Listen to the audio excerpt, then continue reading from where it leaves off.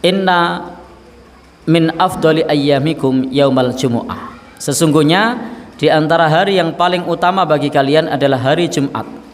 Faghfiru alayya sholatan, faghfiru alayya minas sholah. Maka perbanyaklah untukku sholawat, perbanyaklah sholawat untukku. Fa inna sholatakum ma'rudatun alayya, karena sesungguhnya sholawatmu akan dihadirkan kepadaku. Ini hadis yang masyhur, hadis yang terkenal. Ini menunjukkan bahwasanya setiap kita sholawat itu akan dihadirkan kepada Nabi Shallallahu Alaihi Wasallam. Para sahabat bertanya, ya Rasulullah, wa kaifa tu'rad sholatuna alaika wa qad aramta.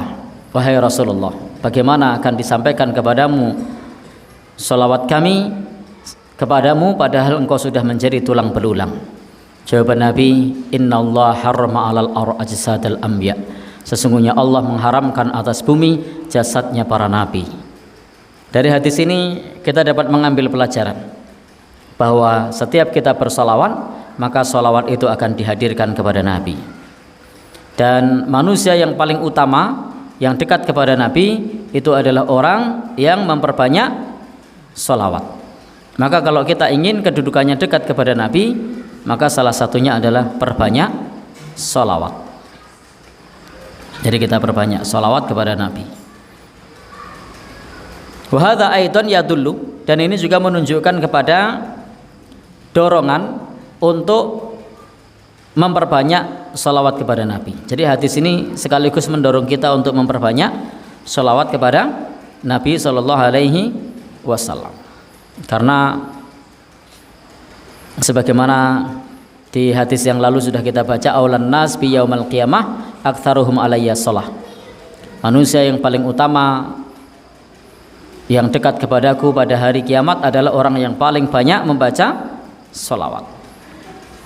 Kemudian juga pelajaran bagi kita bahwa para nabi itu jasadnya tidak hancur ditelan oleh bumi. Berbeda dengan manusia biasa, itu jasadnya akan hancur.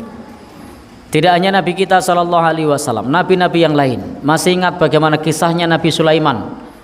Nabi Sulaiman ketika mengawasi para jin-jin itu sedang bekerja, maka mereka tidak menyadari kalau Nabi Sulaiman sudah meninggal dunia. Bahkan itu diketahui setelah waktu yang lama, karena pada saat itu tongkatnya dimakan rayap. Kemudian Nabi Sulaiman jatuh tersungkur, dan para jin itu baru tahu kalau Nabi Sulaiman sudah meninggal dunia. Dan jasad Nabi Sulaiman tidak hancur, tidak membusuk. Andai jasad Nabi itu hancur atau membusuk, niscaya setan-setan itu atau jin-jin itu sudah berlarian meninggalkan Nabi Sulaiman. Ternyata apa? Mereka masih bekerja keras. Ini juga menunjukkan bahwa bangsa jin itu tidak cerdas-cerdas amat. Orang di situ tidak bergerak berhari-hari kok. Iya.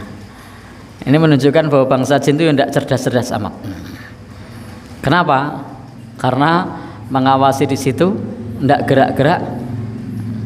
Ini juga menunjukkan bahwa bangsa jin itu tidak tahu perkara yang gaib.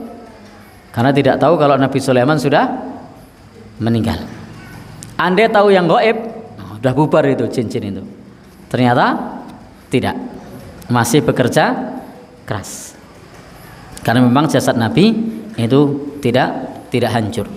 Demikian pula nabi-nabi yang lain, itu jasadnya tidak hancur. Karena di sini Nabi menyebutkan ajsadal anbiya, jasadnya para nabi.